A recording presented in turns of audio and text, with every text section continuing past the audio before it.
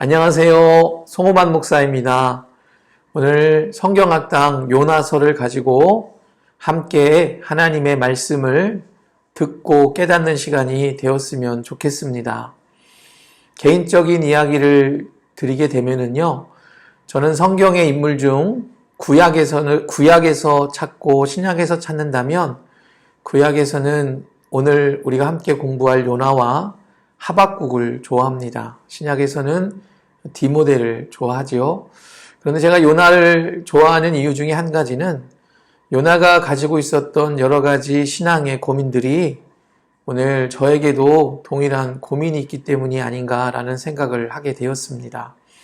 그래서 오늘 요나서 1장부터 4장까지 짧은 글이지만 이 하나님의 말씀을 통해서 오늘 나에게 주시는 하나님의 음성이 무엇인지를 함께 공부하는 시간을 갖도록 하겠습니다. 요나서는 다른 성경에 비해서 비록 짧은 책입니다. 4장으로 기록되어 있습니다. 우리가 마음만 먹으면 한 자리에서 다 읽을 수 있는 분량입니다. 그러나 이 분량은 작지만 이 내용면에 있어서는 우리가 신앙생활하는 데 있어서, 아니 우리가 평생을 살아가면서 가지고 있을 수 있는 하나님을 향한 고민들이 담겨 있다라고 저는 생각을 하게 됩니다.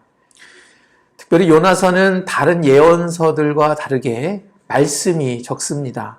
이런 어떤 하나님의 말씀이 적고 대신 요나라는 한 인물의 행적들이 기록되어 있는 것을 우리는 보게 됩니다. 여러 말씀이 있고 또 행적이 있는데 그 중에 요나의 예언의 메시지는 크게 딱 하나로 이야기할 수 있는데요. 3장 4절에 보면 40일이 지나면 니느웨가 무너질 것이다. 이것이 요나가 하나님께 받은 예언의 그 말씀을 선포한 내용 중에 한 가지가 되겠습니다. 아시다시피 이 요나는 하나님의 그 명령을 순종하지 않은 그런 사람으로 기록되어 있는 것을 우리는 알 수가 있습니다. 하나님께서 요나에게 니느웨로 가서 하나님의 말씀을 전하라 라고 요나에게 명령을 합니다.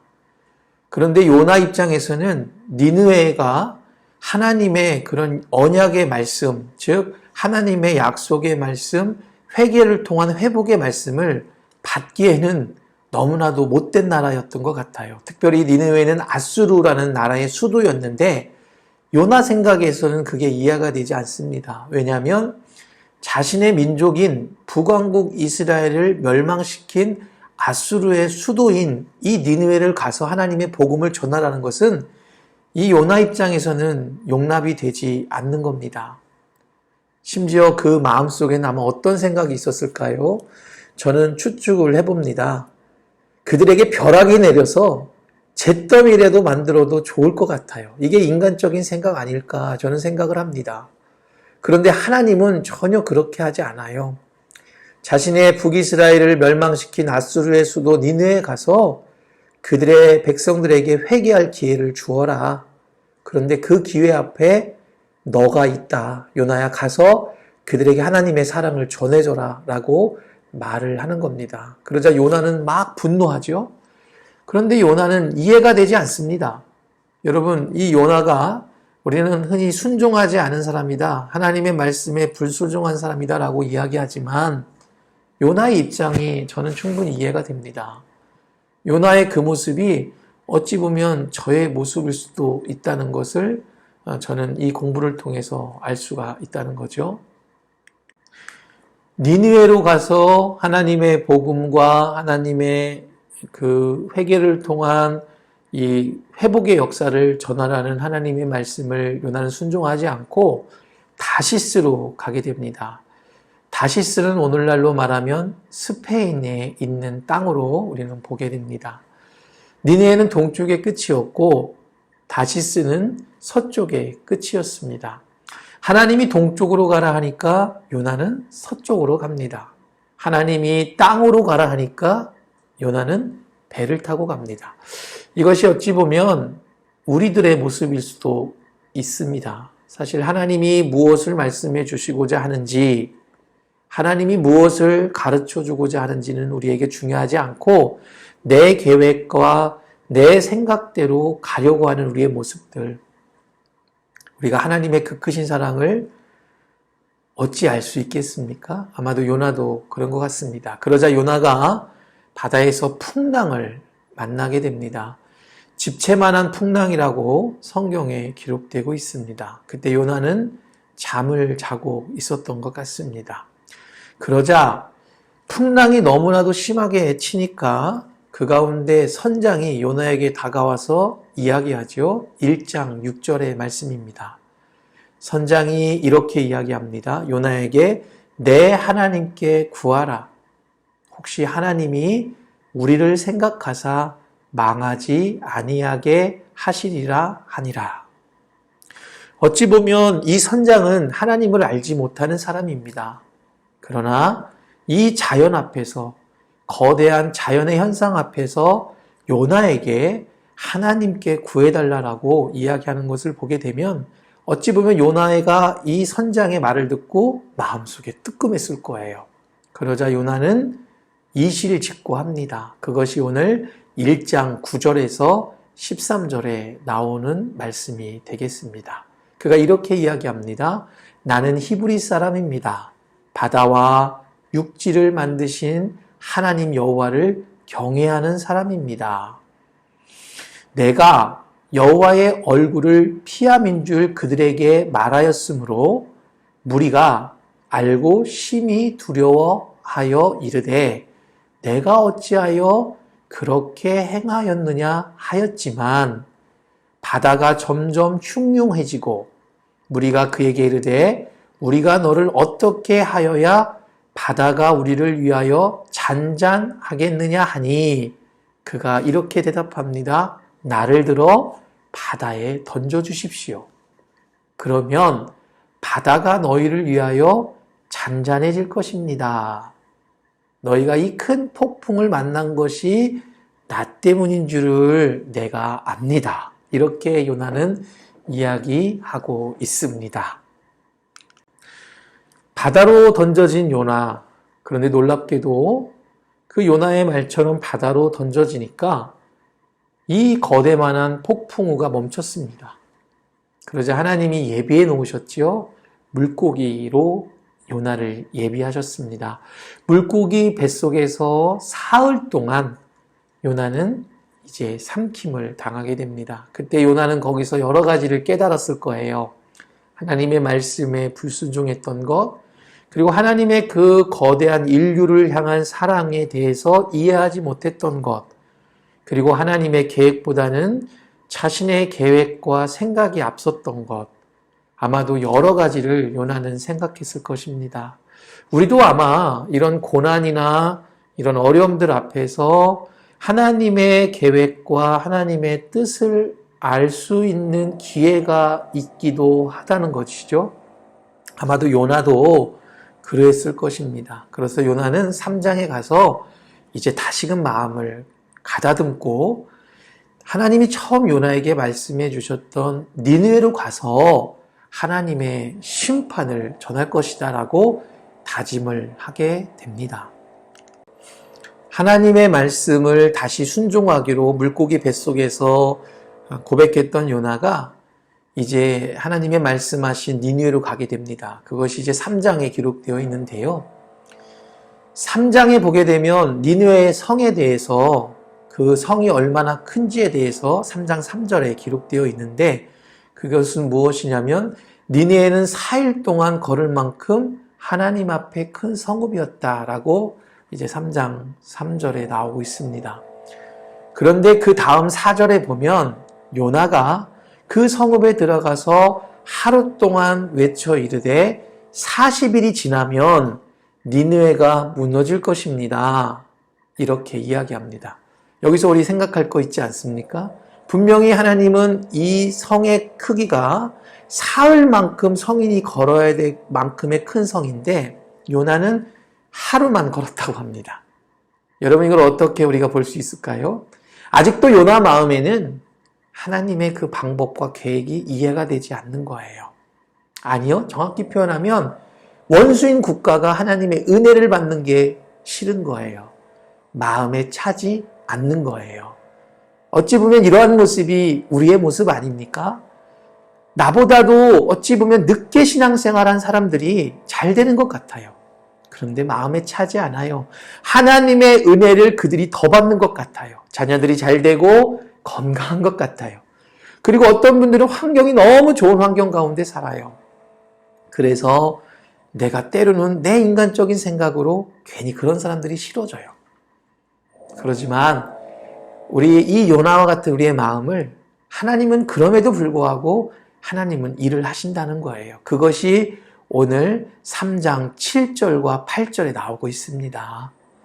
왕과 그 대신들이 조서를 내려 니느웨를 선포하여 이르되 사람이나 짐승이나 소떼나 양떼나 아무것도 입에 대지 말지니 곧 먹지도 말 것이요 물도 마시지 말 것이며 사람이든지 짐승이든지 다 굵은 베옷을 입을 것이요 힘써 하나님을 부르짖을 것이며 각기 악한 길과 손으로 행한 강포에서 떠날 것이다.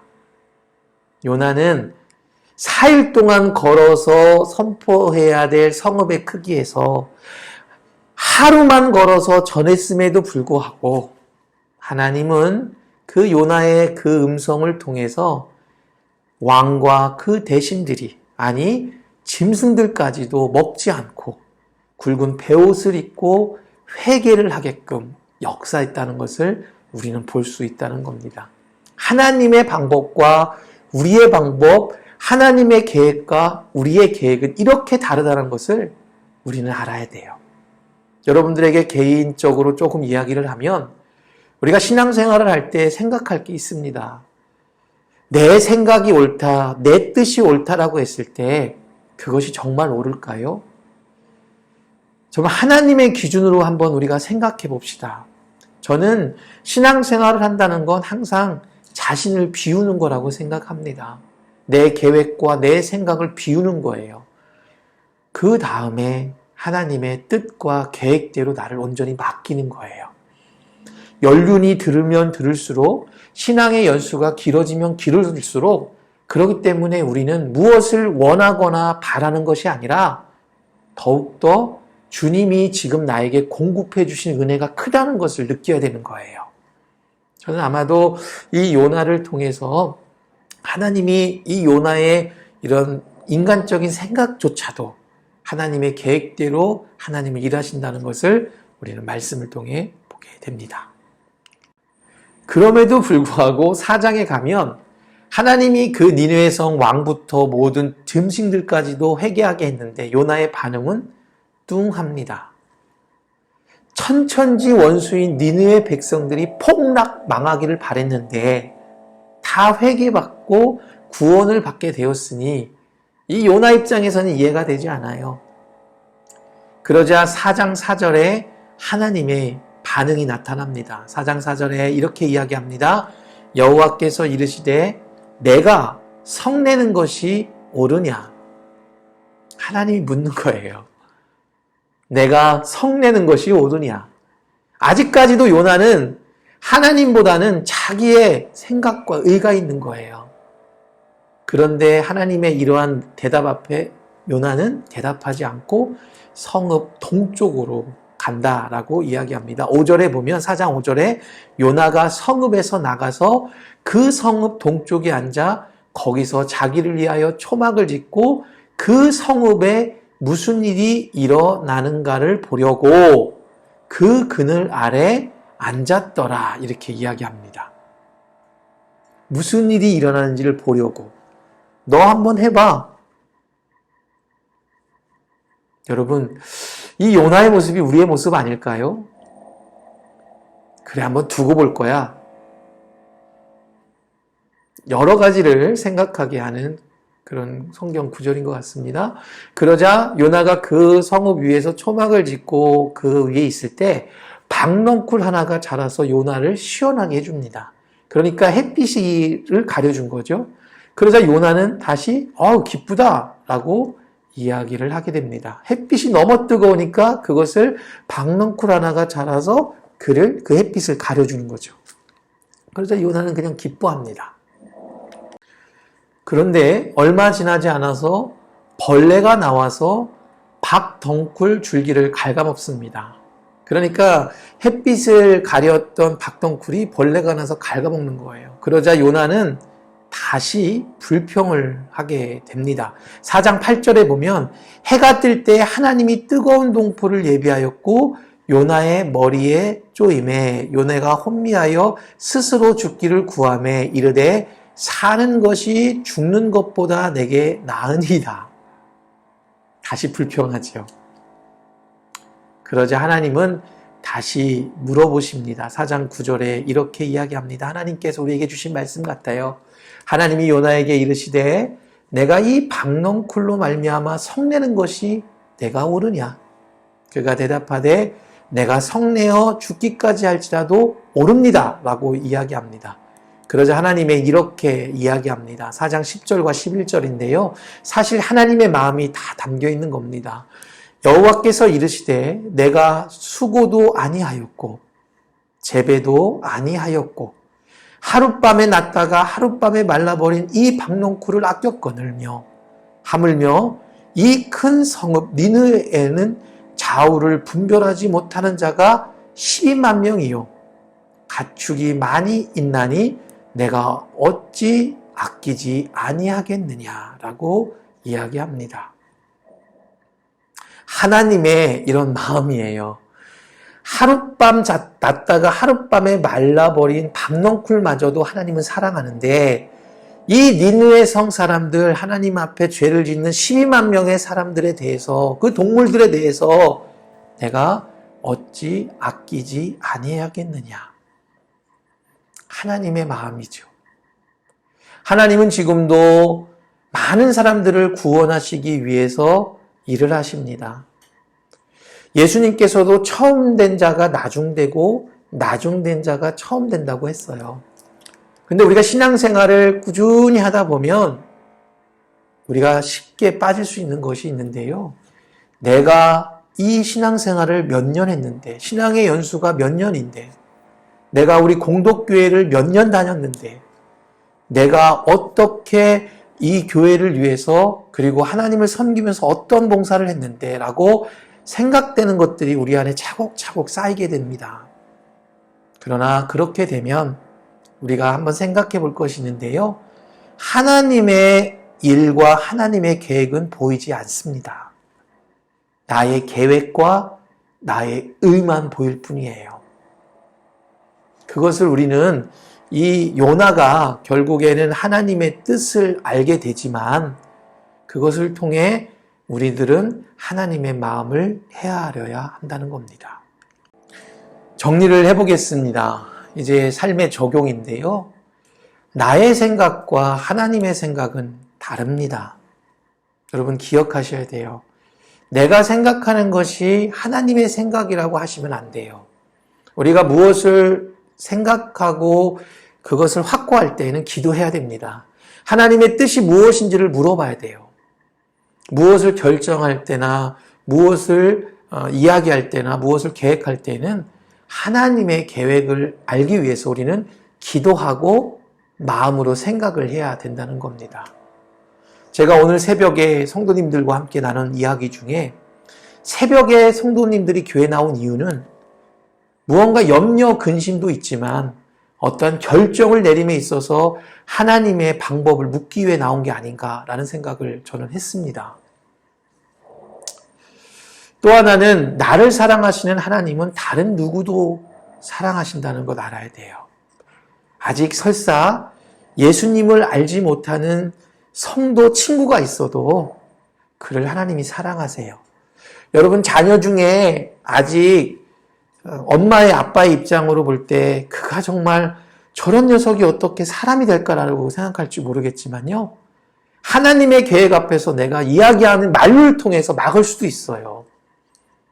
하나님이 하나님의 뜻이 내 자녀에게 이루어지도록 기도하는 것밖에 없는 거예요. 요나 입장에서는 하나님이 하라고 하면 니느웨가 아무리 죄를 지었던 자신의 나라가 원수국가였던 하나님의 방법대로 하나님이 하시겠지라고 믿음밖에 없는 건데 요나는 그렇지 못했던 것 같아요. 또 하나는 하나님은 우리를 설득하신다는 거예요. 요나를 설득하지 않습니까? 우리가 평생도록 신앙생활하면서 하나님의 설득 안에 있는 거예요. 여러분, 하나님이 우리를 설득하지 않고 우리가 잘못한 대로 그냥 징벌하면 어느 누구도 살 수 있겠습니까? 여기 있는 송만 목사도 하나님이 저를 기다려주지 않으시고 설득하지 아니하시면 저도 하나님 앞에 버림받을 수도 있겠죠. 하지만 하나님은 끝까지 내가 깨달을 수 있도록 나의 마음을 성찰해 주시고 깨달을 수 있도록 인도해 주시는 거예요. 이 설득하시는 하나님, 이 하나님이 오늘 저와 우리 모든 이 공부를 하는 성도님들과 함께 하실 줄 믿습니다. 이제 기도할까요? 하나님의 계획을 내가 알도록, 하나님의 그 사랑과 하나님의 그 넓으신 사랑을 내가 깨닫도록, 그리고 그 하나님의 뜻과 계획대로 나의 뜻과 계획이 맞춰질 수 있도록, 그래서 하나님의 영광을 부족한 나를 통해 드러나게 해달라고 기도할 수 있는 모든 성도님들 되시기를 예수님의 이름으로 간절히 기도드립니다. 아멘.